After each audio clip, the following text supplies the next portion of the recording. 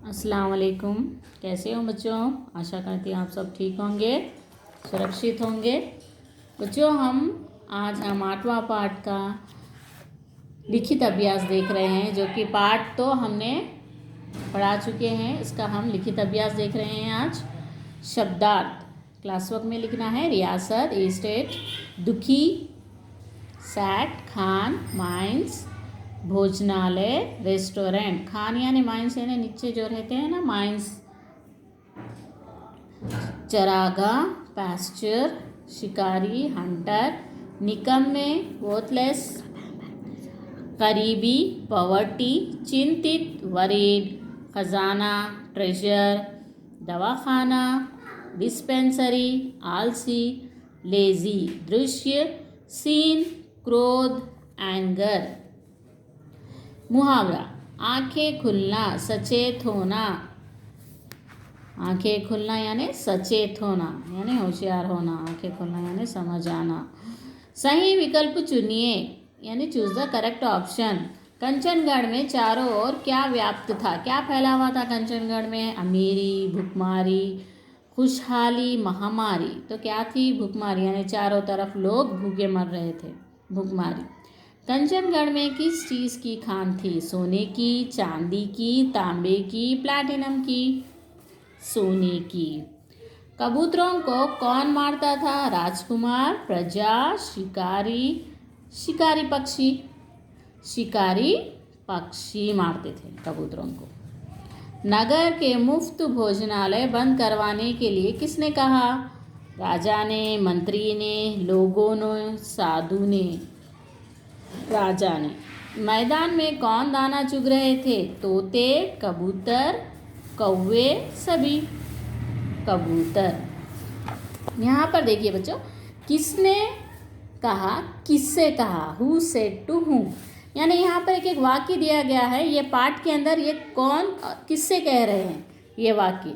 कंचनगढ़ सचमुच कंचनगढ़ है, इसके नीचे सोने की खान है। ये किसने कहा है? पाठ हमने पढ़ाया ना बच्चों, समझाया ना हर एक लाइन।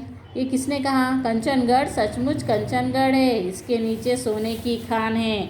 ये वाक्य जो है साधु ने राजा से कहा। ये वाक्य किसने कहा? किसने कहा बोल तो साधु ने। किससे कहा? राजा से कहा।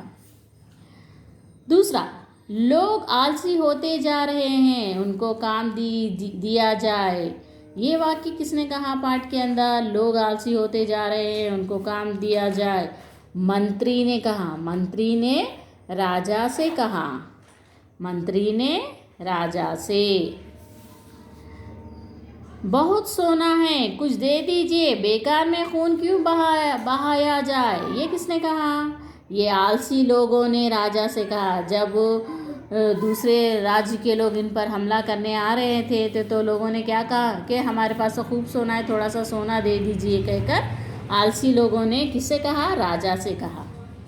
प्रसन्न रहो बेटा। जब साधु उनके पास आता है तो राजा उन्हें प्रणाम करते थे, तो तब उन्हें आशीर्वाद देते हैं ना, प्रसन्न रहो बेटा। तो ये किसने कहा? साधु ने राजा से। इस तरह से आपको लिखना है। साधु ने राजा से, मंत्री ने राजा से, आलसी लोगों ने राजा से, साधु ने राजा से। ठीक है। अब उसके बाद है प्रश्नोत्तर। राजा कंचन देव क्यों दुखी थे? क्यों दुखी थे? राजा कंचन देव अपनी रियासत में बहुत गरीबी और भुखमारी देखकर दुखी थे।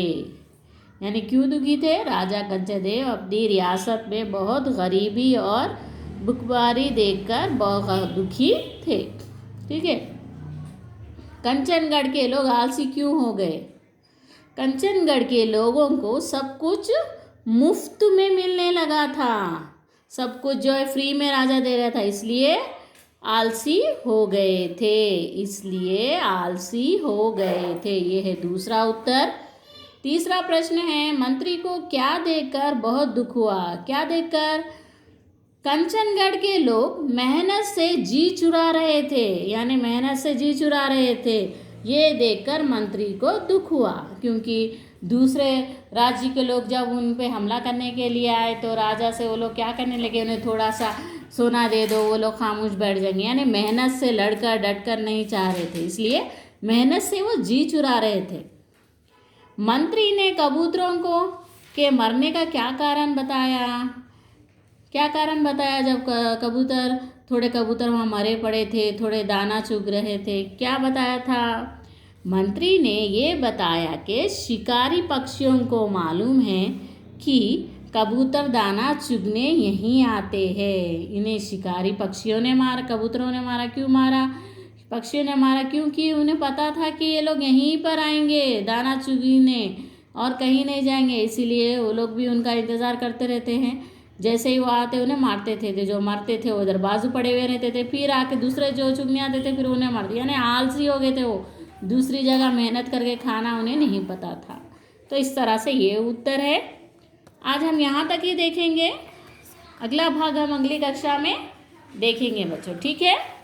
देखिए प्रश्नोत्तर।